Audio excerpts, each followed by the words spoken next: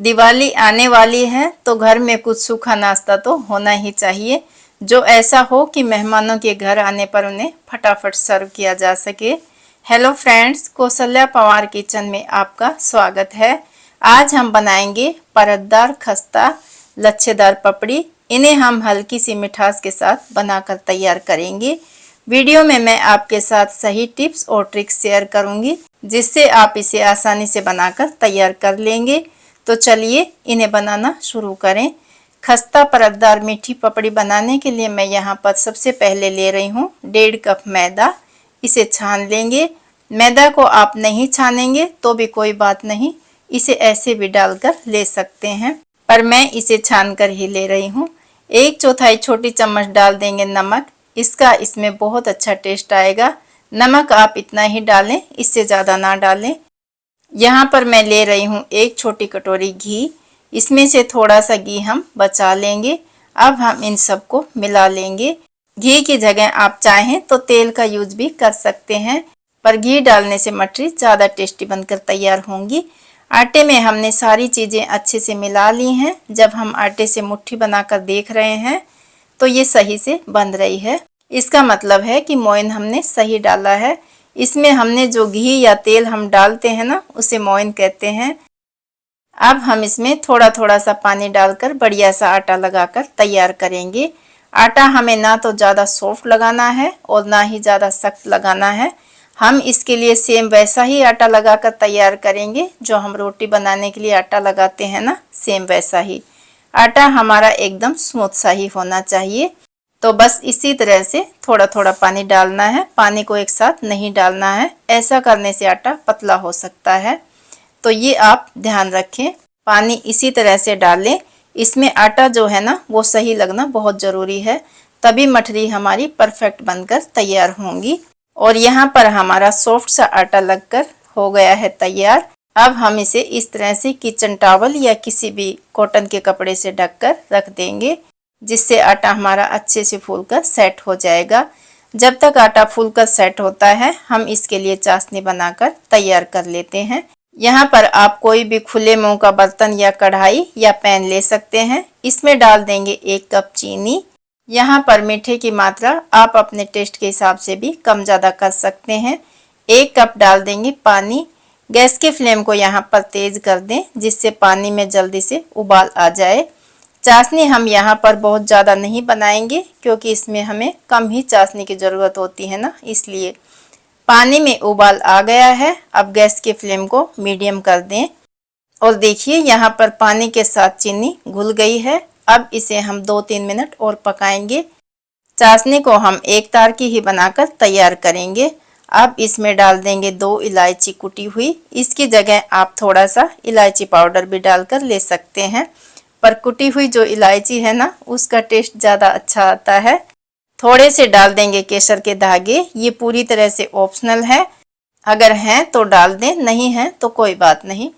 इन्हें मिला देंगे और थोड़ी देर और पकाएंगे। चाशनी सही लग रही है, इसे चेक कर लेते हैं। और देखिए चाशनी में तार बन रहा है। अब हम इसे ज़्यादा नहीं पकाएंगे। मठरी के लिए हमें ऐसी ही चाशनी चाहिए होती है। अब गैस के फ्लेम को बंद कर दें और इसे ठंडी होने के लिए छोड़ देंगे। इधर आटे को रखे हुए भी 10 मिनट हो गए हैं। इसे थोड़ा सा चिकना कर लेंगे और आटे से इस तरह की लोई तोड़ लेंगे। आप इस हिसाब से लोई तोड़ें जिस हिसाब से आपको मठरी की परत रखनी है। आटे को वापस कपड़े से ढक दें, इससे आटा नरम ही रहेगा, इसे खुला ना छोड़ें। अब कपड़े के नीचे से एक लोई निकालेंगे और इस तरह से गोल कर लेंगे। चकले पर डाल देंगे थोड़ी सी मैदा और लोई को हल्का सा हाथ से इस तरह से दबा देंगे और बेलन की सहायता से रोटी के आकार में बनाकर तैयार करेंगे। यहाँ पर हमें इसे जितना हो सके पतला ही बेलकर तैयार करना होता है। पपड़ी अगर मोटी होती है ना तो वो काफ़ी हैवी हो जाती है, खाने में भी उतनी टेस्टी नहीं लगती है। और देखिए यहाँ पर मैंने काफ़ी पतली रोटी बनाकर तैयार कर ली है। एकदम गोल ना भी बने तो कोई बात नहीं, उससे कोई फर्क नहीं पड़ता है, क्योंकि ऐसी ही हमें और भी रोटी बनानी है। अब इसे हम साइड में रख देंगे और दूसरी रोटी सेम इसी तरह बनाकर तैयार कर लेंगे। यहाँ पर मैंने लगभग एक ही साइज की 3 रोटी पतली पतली बनाकर तैयार कर ली हैं। अब हम इन पर लगाने के लिए घोल तैयार कर लेंगे। यहाँ पर मैं ले रही हूँ घी गरम है, इसमें ऐड कर देंगे 3 चम्मच मैदा और इसे घी के साथ मिला देंगे और इसका हम घोल तैयार करेंगे। देखिए इसमें एक भी गुठली नहीं है, घोल सही तैयार हो गया है। अब इस घोल को हम चम्मच की सहायता से रोटी पर पूरी तरह से फैला देंगे।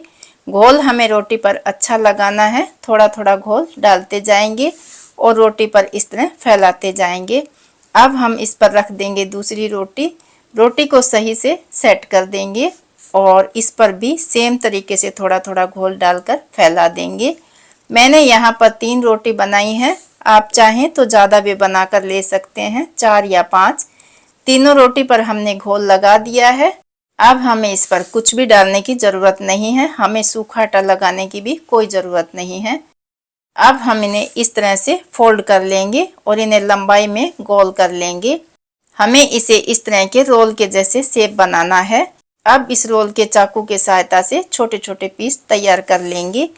पीस को हम इस तरह से एक साथ काट कर तैयार करेंगे।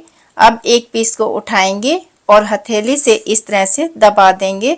दबाते समय इसका जो ज्वाइंट है उसे नीचे की तरफ कर दें, जिससे वो तलते समय खुले नहीं। अब इसे हल्का सा बेलन से इस तरह से प्रेस कर दें। बन गई हमारी पपड़ी। अब इसे प्लेट में रख देंगे और बाकी को भी इसी तरह बनाकर तैयार कर लेंगे। अगर आप अकेले बना रहे हैं तो इन्हें एक साथ बनाकर किसी बड़े बर्तन में खुला खुला रखते जाएं और इन्हें कपड़े से ढक दें। जितनी पपड़ी आपको लेनी है उन्हें निकालें, बाकी को वापस से ढक दें। हमने पपड़ी बनाकर तैयार कर ली है। अब हम इन्हें तलकर तैयार करेंगे। कढ़ाई में डाल देंगे तेल, गैस की फ्लेम को मीडियम कर दें। तेल चेक कर लेते हैं। तेल को चेक करने के लिए आटे का छोटा सा टुकड़ा इसमें डालकर देख लेते हैं। टुकड़ा ऊपर आ गया है, इसका मतलब तेल गर्म हो गया है। अब इसमें डाल देंगे पपड़ी जो हमने बेल कर तैयार की है। इन्हें आप एक एक करके तेल में ध्यान से डालते जाएं, क्योंकि यहाँ पर तेल गर्म है, तेल के छींटे आप तक आने ना पाए, इस बात का आप ध्यान रखें। और देखिए भाई, यहाँ पर पपड़ी धीरे धीरे फूलकर ऊपर आ रही हैं। अब हम इनकी साइड चेंज कर देंगे और पपड़ी को उलट पुलट करते हुए हल्का ब्राउन कलर आने तक पकाकर तैयार करेंगे। कढ़ाई में आप एक बार में उतनी ही पपड़ी डालकर तैयार करें जितनी कढ़ाई में आसानी से आ जाए।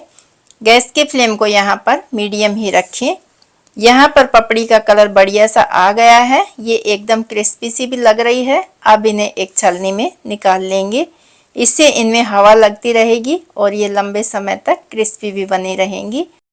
पपड़ी को निकालते समय कलछी को कढ़ाई के किनारे से थोड़ी देर लगाएं, इससे पपड़ी में जो एक्स्ट्रा ऑयल है ना वो कढ़ाई में ही रह जाएगा। अब इसी तरह बाकी पपड़ी को भी हम तलकर तैयार कर लेंगे। और देखिए भाई, हमारी पपड़ी तलकर तैयार हो गई हैं। अब इन्हें प्लेट में सर्व करेंगे। ये देखने में जितनी अच्छी लग रही हैं, खाने में उतनी ही टेस्टी होती हैं। अब इन पर डाल देंगे थोड़ी थोड़ी चाशनी जो हमने बनाकर तैयार कर रखी है। इससे पपड़ी में हल्का हल्का सा मीठा रहेगा, जो पपड़ी को और भी टेस्टी बना देगा। लो, बन गई हमारी पपड़ी। एक पपड़ी को तोड़कर देख लेते हैं। तो देखिए भाई, जब हम इन्हें तोड़ रहे हैं तो इसकी लेयर कैसे अलग हो रही है। इसमें बहुत सी अलग सी लेयर बनकर तैयार हुई हैं। ये बाहर से क्रिस्पी और अंदर से हल्की मीठी हैं। इन्हें आप पूरे महीने तक स्टोर करके रख सकते हैं, ये खराब नहीं होते हैं। इन्हें आप सुबह शाम की चाय या जब भी आपका खाने का मन हो इन्हें खा सकते हैं। इन्हें आप अगर कहीं बाहर सफर में जा रहे हैं तो वहां भी लेकर जा सकते हैं। तो फ्रेंड्स, आपने देखा है ना इन्हें बनाना कितना आसान है। वैसे तो ये मार्केट में भी मिल जाती हैं, पर जब हम चीज़ें घर में बनाते हैं ना तो खाने की खुशी कुछ और ही होती है। तो भाई, आप भी इस अमेजिंग सी स्नैक्स रेसिपी को इस दिवाली पर अपने घर पर बनाकर ज़रूर ट्राई करें, आपको बहुत पसंद आएगी। वीडियो अच्छी लगे तो फ्रेंड्स परिवार के साथ ज़्यादा से ज़्यादा शेयर करें। चैनल पर नए हैं तो चैनल को सब्सक्राइब करें। ऐसे ही नए नए वीडियोस देखने के लिए चैनल से जुड़े रहें। आज की रेसिपी आपको कैसी लगी कौशल्या पंवार किचन पर शेयर करें। मिलते हैं एक और नई रेसिपी के साथ। तब तक दीपावली स्पेशल इस रेसिपी को एंजॉय करें। वीडियो पूरा देखने के लिए आपका बहुत बहुत धन्यवाद।